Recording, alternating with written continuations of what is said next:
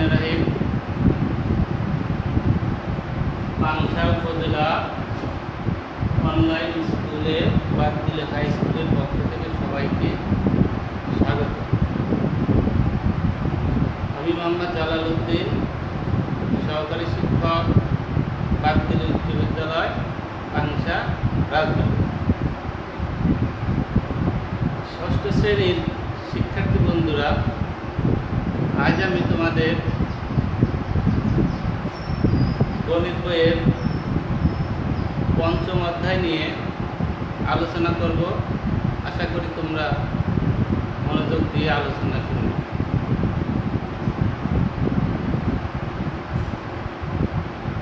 তোমরা একটু খেয়াল করো, মনে করো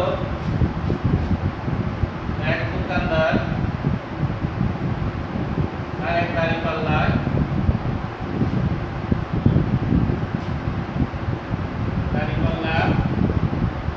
বাম পাল্লায় 5 কেজি ওজনের একটি বাটখারা নিল এবং ডাইন পাল্লায় কিছু গোল আলু নিল। এখন দাঁড়িপাল্লার দুই পাল্লা কি সমান হবে? সমান হবে না, কারণ বাম পাল্লার ওজন নির্দিষ্ট, কিন্তু ডাইন পাল্লার ওজন অজানা। 5 কেজি নাও হতে পারে। তখন দোকানদার ডাইন পাল্লায় আরো 1 কেজি ওজনের একটি বাটখারা যোগ করবে। এখন দাঁড়িপাল্লার দুইটি পাল্লা সমান হয়ে গেল। দেখো এখানে আলু ওজনটা অজানা ছিল, ধরি আলুর ওজন ছিল x কেজি, তার সাথে বাটখারা যোগ করলে কত? 1 কেজি। তাহলে এই দুই পাল্লা কি হবে? সমান হবে। তাহলে আমরা সম্পর্কটি লিখতে পারি এরকম যে x + y সমান 5। তোমরা কি বলতে পারবা বীজগণিতের ভাষায় এর একটি নাম আছে, নামটি কি? ঠিক আছে, আমি বলে দিচ্ছি। এই সম্পর্কটি বীজগণিতের ভাষায় সমীকরণ বলে। তাহলে আমাদের আজকের আলোচ্য বিষয় হবে সরল সমীকরণ। প্রথমে আমাদের জানার দরকার যে সমীকরণ কি। সমীকরণের সংজ্ঞাটা দেখো। সরল সমীকরণের সংজ্ঞা যে চলকের এক ধাপ বিশিষ্ট সমীকরণকে সরল সমীকরণ বলে। ঠিক আছে, চলকের এক ধাপ বিশিষ্ট অর্থাৎ চলকের ধাপ বা সূচক বা পাওয়ারকে ধাপ বলে। যদি চলকের ধাপ 1 বা পাওয়ার যাই বলে 1 থাকে, সেই সমীকরণকে আমরা সরল সমীকরণ বলি। সমীকরণ যেহেতু প্রথমে বলছি দুই পাল্লার গল্প, তাহলে সমীকরণের পক্ষ থাকবে দুইটা। যেমন 2x + 5 = 15। এটাকে আমরা একটা সরল সমীকরণ বলতে পারি। এইখানে দেখো দুইটা পক্ষ আছে। আমি যদি সমান চিহ্ন বরাবর দাঁড়াই, তাহলে আমার ডাইন হাতে থাকবে ডাইন পক্ষ আর বাম হাতে থাকবে বাম পক্ষ।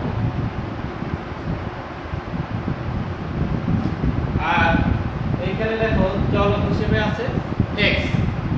x এর ধার এখানে কত আছে? 1 আছে।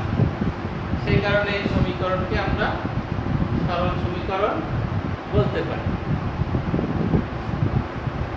আর এই সমীকরণ থেকে চলকের মানটা অজানা, এই অজানা মানটা বের করাকেই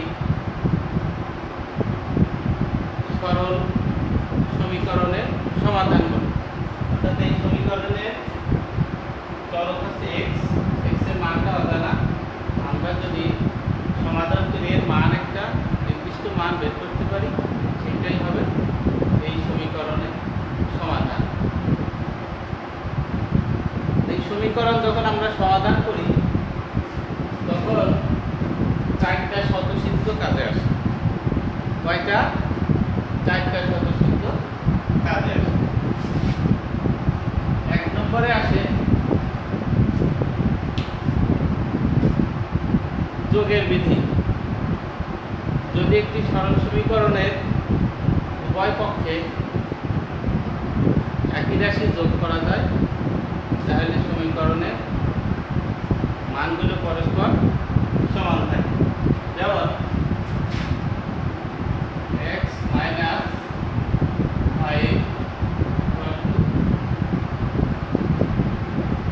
2। এখানে আমরা যদি একই সংখ্যা যোগ করি, কত যোগ করি? 2 যোগ করি।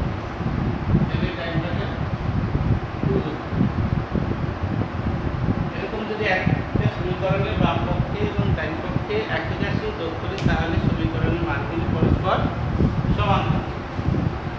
এটা হলো 1 নম্বর স্বতঃসিদ্ধ। 2 নম্বর স্বতঃসিদ্ধ, যদি একটি সমীকরণের উভয় পক্ষ থেকে একই রাশি বিয়োগ করি তাহলেও মানগুলো পরস্পর সমান থাকে। যেমন x + 10।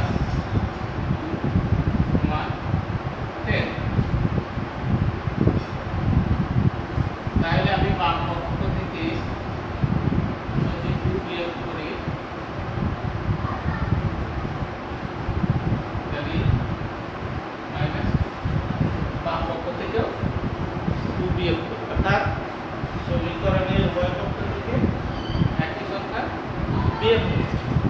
এটা হলো স্বতঃসিদ্ধ নম্বর 2, অর্থাৎ সমীকরণের উভয় পক্ষ থেকে একই রাশি বিয়োগ করলে মানগুলো পরস্পর সমান থাকে। 3 নম্বর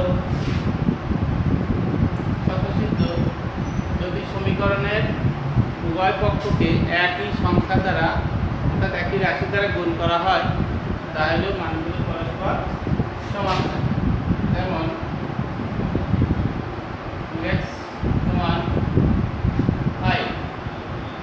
আমি যদি বাম পক্ষে x গুণ 2 দ্বারা গুণ করি তাহলে ডান পক্ষে 2 দ্বারা গুণ করি, তাহলেও মানগুলো পরস্পর একই থাকে। স্বতঃসিদ্ধ 4, যদি সমীকরণের উভয় পক্ষকে অশূন্য অর্থাৎ শূন্য বাদে যে কোনো রাশি দ্বারা ভাগ করা হয় তাহলেও মানগুলো পরস্পর সমান থাকে। যেমন x = 8। আমি যদি বাম পক্ষকে 2 দ্বারা ভাগ করি তাহলে ডান পক্ষকে 2 দ্বারা, তাহলে মানগুলো পরস্পর সমান থাকে। এটা সমীকরণের 4টা স্বতঃসিদ্ধ।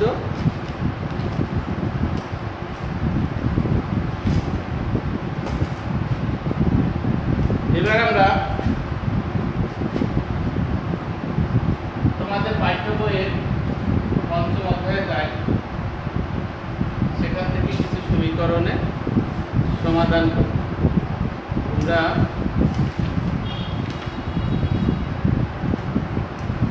গণিত বইয়ের 104 নম্বর পৃষ্ঠায় দেখো 12 থেকে 23 পর্যন্ত কিছু সমস্যা আছে। আমরা এখান থেকে কিছু সমস্যার সমাধান করি। অনুশীলনী 5-এর 12 নম্বর সমস্যাটা দেখো।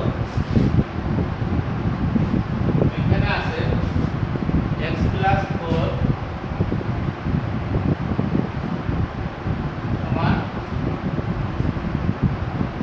30।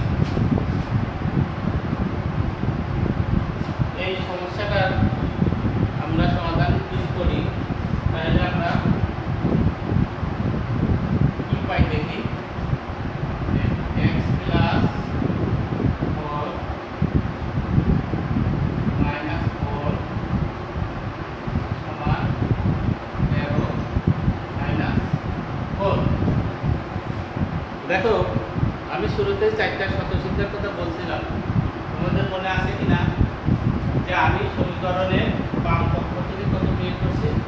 4। ডান পক্ষ থেকে কত বিয়োগ করছি? 4। তাহলে উভয় পক্ষ থেকে একই রাশি যদি বিয়োগ করি তাহলে বিয়োগফলগুলো পরস্পর সমান হবে। যেহেতু আমার বাম পাশে একবার +4 আর একবার -4 কেটে গেল, বাম পক্ষে থাকে x আর ডান পক্ষে থাকে 13 থেকে 4 বিয়োগ করলে 9। তাহলে এই সমীকরণটার সমাধান হলো x সমান 9। দেখো তোমরা বুঝতে পারছো কিনা? এরপরে দেখো একই রকম সমস্যা 13 নম্বরে আছে, যে তোমরা একটু নিজেরা চেষ্টা করতে পারো।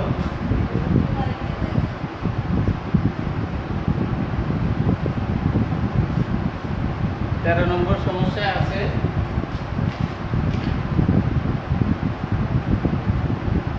x + 5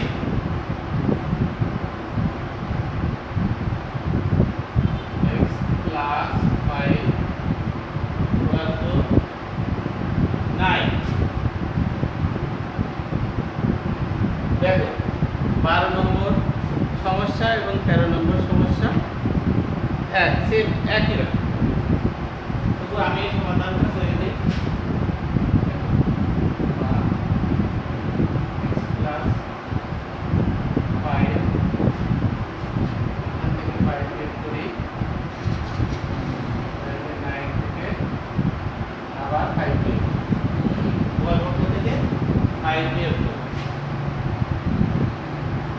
তাহলে এখানে বিয়োগ করলে দেখা যায়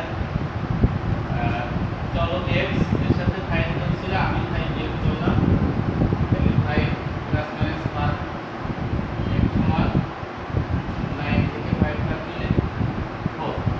তাহলে এই সমীকরণের সমাধান হলো সমান 4।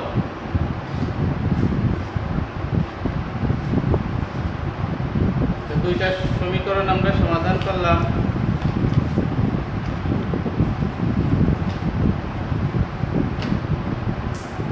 এবার তোমরা একটু নিজেরা চেষ্টা করো,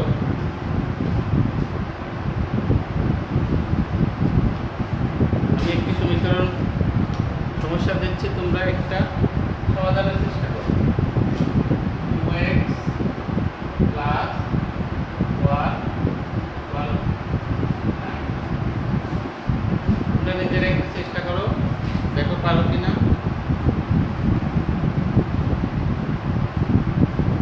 আশা করি তোমরা আগের কিছু যদি বুঝতে পারো এটাও নিজেরাই সমাধান করতে পারবে।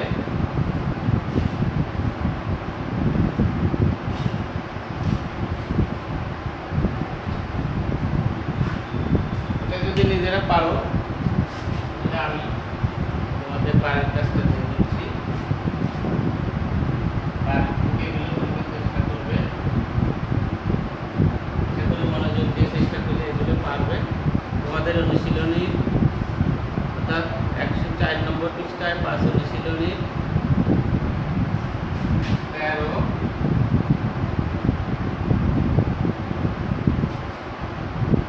18 এবং 23 এই 3টা সমীকরণ তোমরা বাড়ি থেকে নিজেরা সমাধানের চেষ্টা করো। আশা করি তোমরা সরল সমীকরণের বিষয়ে মোটামুটি একটা ধারণা লাভ করলে বাড়িতে বেশি বেশি করে চেষ্টা করবে। যেহেতু আমারই করোনা ভাইরাসের কারণে বিদ্যালয় বন্ধ রয়েছে, পড়াশোনা বাড়িতে ভালো করো। সবাই সুস্থ থাকো, সুন্দর থাকো। বাল্য বিবাহকে না বলি, যৌতুককে ঘৃণা করি। সবার